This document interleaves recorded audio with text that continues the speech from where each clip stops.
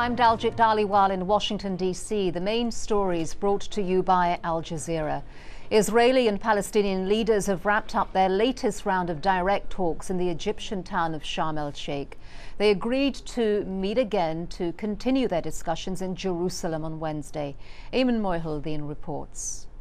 The Palestinians want a complete cessation of all settlement construction activity on Palestinian land that they want for a future state. Israel, though, says there is room for direct negotiations over the settlements and other core issues, despite there being construction on settlements in the occupied West Bank. Despite all of that, though, the United States saying the time is right for a peace agreement.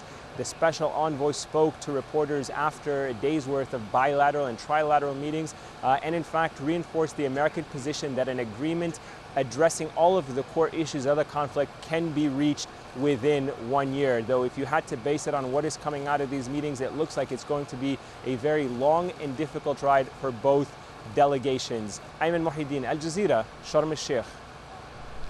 U.S. President Barack Obama says that he's pleased that Iran has released an American woman who was in prison for 14 months on accusations of spying. Sarah Short was reunited with her family in the Gulf nation of Oman after posting $500,000 bail. Her two American companions remain in prison, as John Terrett now explains. The State Department says Omani and Swiss diplomats remain in charge of trying to secure the release of the two Americans still in Iran, Josh Fatal and Shane Bauer.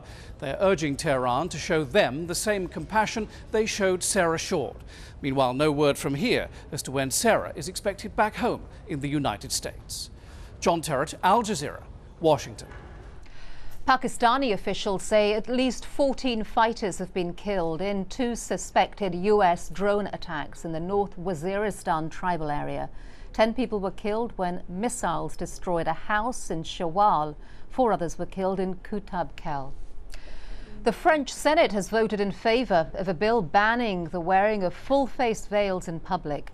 Women breaking the law will be fined, and a man forcing a woman to wear the full-face veil can also face charges.